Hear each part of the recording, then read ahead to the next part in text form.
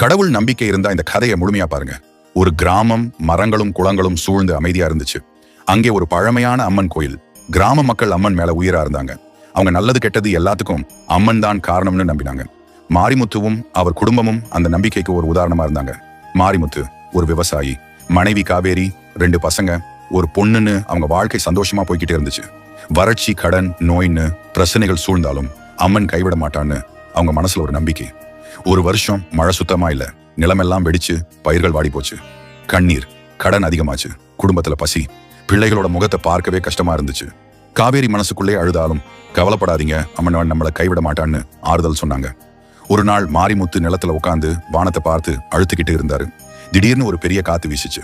கருமேகங்கள் திரண்டுச்சு. மழை வருமோன்னு ஒரு சின்ன நம்பிக்கை. ஆனா வந்தது மழையில ஒரு பெரிய புயல். புயல் வேகமா வீசிச்சு.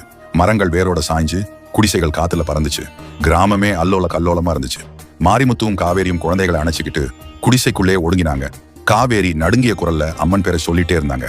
மரணம் நெருங்குற பயம். அப்போ திடீர்னு ஒரு பெரிய சத்தம். அவங்க குடிசை மேல ஒரு பெரிய மரம் விழுந்துச்சு. அதிர்ந்து போனாங்க. ஆனா ஆச்சரியமா அந்த மரம் குடிசையோட நடுப்பகுதியில விழாம ஓரமா விழுந்துச்சு. குடிசைக்கு சேதம் இல்லை, உயிருக்கும் ஆபத்தில்லை. காவேரி அம்மன் காப்பாத்திட்டான்னு சத்தம் போட்டாங்க. மாரிமுத்துவின் கண்கள்ல இருந்து சந்தோஷ கண்ணீர் வழிஞ்சிச்சு.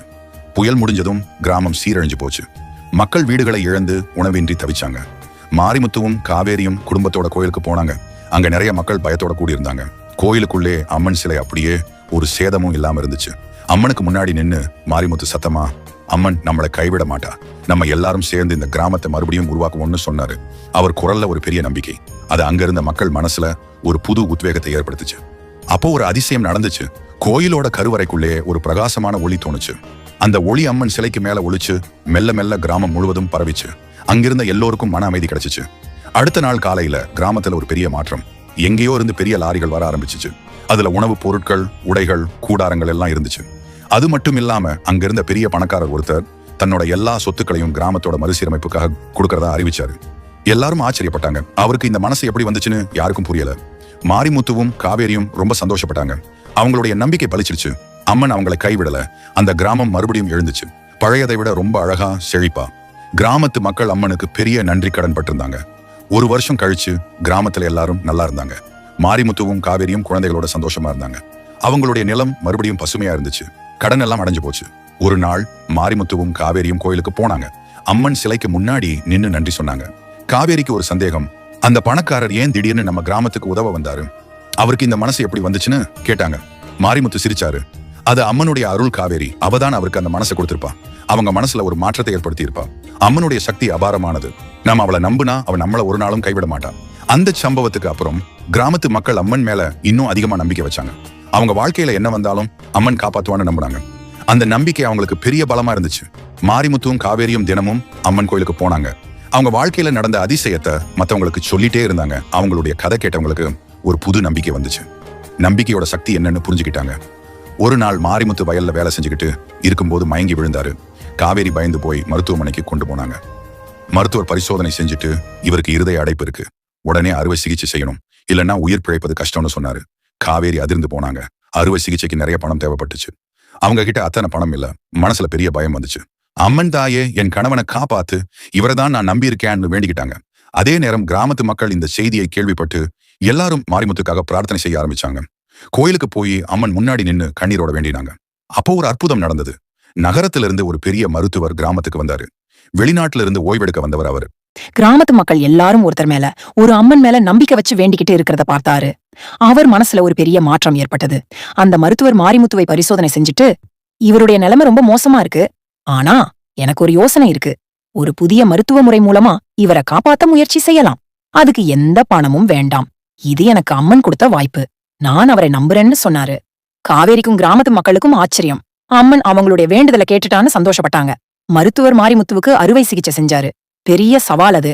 ஆனா அம்மனுடைய அருளால் அறுவை சிகிச்சை வெற்றி அடைஞ்சிச்சு. மாரிமுத்து கண் விழிச்சு பார்த்தாரு.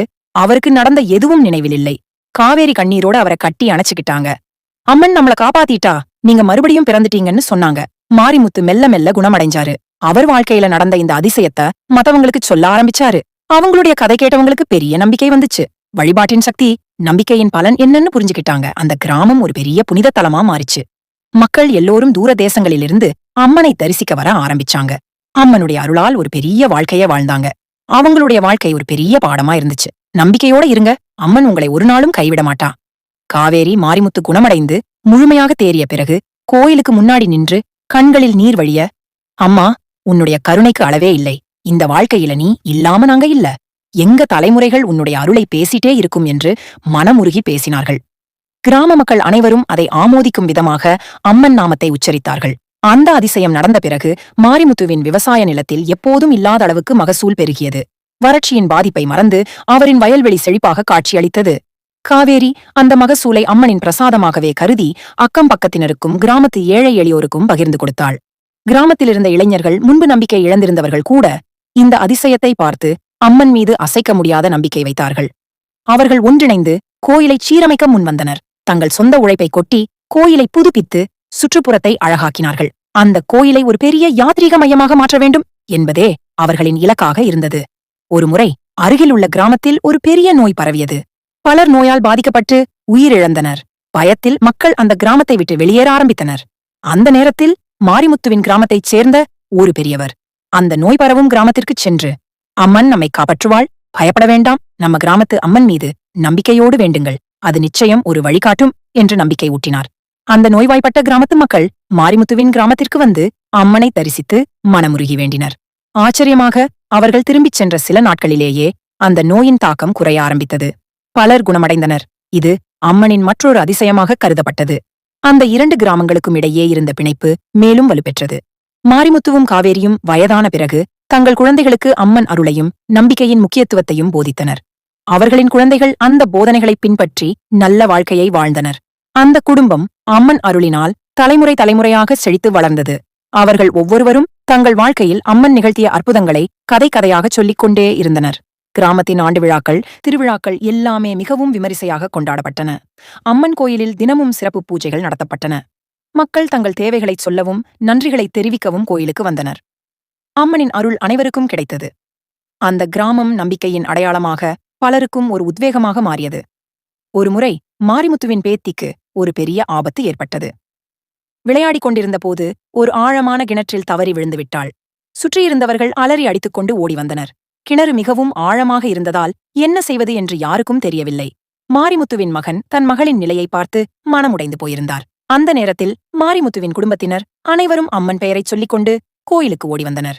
அங்கிருந்த அம்மன் சிலைக்கு முன்னால் நின்று கண் கலங்க வேண்டினர். அம்மா, எங்கள் குழந்தையை காப்பாற்று என்று மனம் உருகி பிரார்த்தித்தனர். அதே நேரம் கிணற்றில் விழுந்த சிறுமி பயத்தில் அழுது கொண்டிருந்தாள். திடீரென அவளுக்கு அருகில் ஒரு மென்மையான ஒளி தோன்றியது. அந்த ஒளி அவளைச் சுற்றிலும் ஒரு பாதுகாப்பு கவசம் போல் சூழ்ந்து கொண்டது. அவள் உடல் மெதுவாக மேலே உயர ஆரம்பித்தது. அப்போது அங்கு வந்த ஒரு இளைஞன் கிணற்றுக்குள் இருந்த சிறுமியை பார்த்தான். அவன் ஒரு கயிற்றை எடுத்துக்கொண்டு கிணற்றுக்குள் இறங்கினான். அவளுக்கு எந்தவிதமான காயமும் இல்லாமல் பாதுகாப்பாக வெளியே கொண்டு வந்தான். கிராம மக்கள் அனைவரும் இந்த அதிசயத்தை பார்த்து அம்மனின் சக்தியை மீண்டும் ஒரு முறை உணர்ந்தனர்.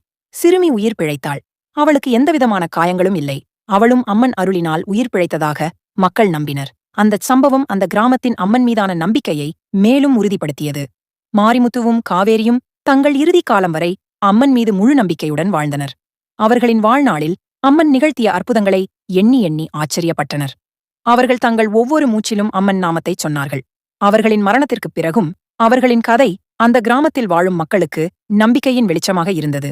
அந்த கிராமம் தலைமுறைகளாக அம்மனின் அருளையும் நம்பிக்கையின் முக்கியத்துவத்தையும் போதிக்கும் ஒரு புனித தலமாக மாறியது. அங்கே பிறந்த ஒவ்வொரு குழந்தையும் அம்மன் அருளைப் பற்றி கேட்டு வளர்ந்தது. அம்மன் மட்டுமே அவர்களுக்கு துணை என்று நம்பினர். அவர்கள் வாழ்நாளில் என்ன கஷ்டம் வந்தாலும் அம்மன் அவர்களை ஒரு நாளும் கைவிட மாட்டாள் என்று உறுதிபட நம்பினர். அம்மன் கோயில் ஆண்டுதோறும் நடைபெறும் தேர் திருவிழா மிகவும் பிரம்மாண்டமாக இருக்கும். ஆயிரக்கணக்கான பக்தர்கள் வருவார்கள். பல மைல் தூரத்தில் இருந்து வந்து அம்மன் அருளை பெற்றுச் செல்வார்கள். அந்த திருவிழாவில் கிராம மக்கள் தங்கள் வாழ்க்கையில் நடந்த அற்புதங்களை மற்றவர்களுக்குச் சொல்வார்கள். அது அவர்களுக்கு மேலும் நம்பிக்கையை கொடுக்கும். ஒருமுறை பக்கத்து நாட்டு அரசன் அந்த கிராமத்தின் செல்வத்தை பற்றி கேள்விப்பட்டான். அவன் அந்த கிராமத்தின் மீது படையெடுக்க திட்டமிட்டான். கிராம மக்கள் பயந்து போயினர். அவர்களுக்கு ஒரு பெரிய படையை எதிர்க்கும் அளவுக்கு சக்தி இல்லை. மாரிமுத்துவின் குடும்பத்தைச் சேர்ந்த ஒரு மூத்தவர் கிராம மக்களை ஒன்று திரட்டி, அம்மன் நம்மை காப்பாற்றுவாள், பயப்பட வேண்டாம், நாம் அனைவரும் அம்மன் கோயிலுக்குச் சென்று அவளை வேண்டிக் கொள்வோம் என்றார். மக்கள் அனைவரும் கோயிலுக்குச் சென்று அம்மன் முன்னாடி நின்று மனமுருகி வேண்டினர். தங்கள் கிராமத்தை காப்பாற்றும்படி அம்மனை பிரார்த்தித்தனர். அப்போ ஒரு அற்புதம் நடந்தது. அரசனின் படை கிராமத்தை நோக்கி வந்து கொண்டிருக்கும் போது திடீரென ஒரு பெரிய புயல் கிளம்பியது. அந்த புயல் அரசனின் படையை நாலாபுரமும் சிதறடித்தது. யானைகள், குதிரைகள், வீரர்கள் எல்லாம் பயந்து ஓடினர். அரசன் தன்னுடைய படையை இழந்து திரும்பிச் சென்றான். அவன் அந்த கிராமத்தை ஒரு நாளும் மறக்கவில்லை. அந்த கிராமத்தில் இருந்த அம்மனின் சக்தியை உணர்ந்தான். அந்தச் சம்பவம் அந்த கிராமத்தின் பாதுகாப்பை உறுதிப்படுத்தியது. அம்மன் அவர்களை ஒரு நாளும் கைவிட மாட்டாள் என்று மக்கள் உறுதியாக நம்பினர். அவர்களின் நம்பிக்கை அவர்களுக்கு ஒரு பெரிய பலமாக இருந்தது. அந்த கிராமம் பல நூற்றாண்டுகளாக அம்மன் அருளால் செழித்து வளர்ந்தது. மக்கள் அமைதியாகவும் சந்தோஷமாகவும் வாழ்ந்தனர். அவர்களின் வாழ்க்கையில் என்ன கஷ்டம் வந்தாலும் அம்மன் அவர்களை காப்பாற்றுவாள் என்று நம்பினர். அவர்களின் வாழ்க்கை நம்பிக்கையின் ஒரு பெரிய உதாரணமாக இருந்தது. அந்த அம்மன் வேற யாரும் இல்ல, நம்ம மீனாட்சி அம்மன் தான். இந்த மாதிரியான உணர்ச்சி நிறைந்த கதைகள் நீங்க மிஸ் பண்ணக்கூடாது நண்பா. அதனால கீழே இருக்கிற சப்ஸ்கிரைப் பட்டனா பிரஸ் பண்ணுங்க. ஒரு லைக் பண்ணீங்கன்னா இது மாதிரி நல்ல கதைகள் இன்னும் போடுறதுக்கு மோட்டிவேஷன் கிடைக்கும். உங்க மனசுல என்ன தோணுதோ அந்த காமெண்ட் பாக்ஸ்ல போட்டுட்டு போங்க. பக்கத்துல இருக்கிற பெல் ஐகானையும் ஆக்டிவேட் பண்ணிட்டீங்கன்னா அடுத்த சின்ன துளி காதல் கதையும் நீங்க தான் ஃபர்ஸ்ட் பார்ப்பீங்க. நன்றி நண்பா.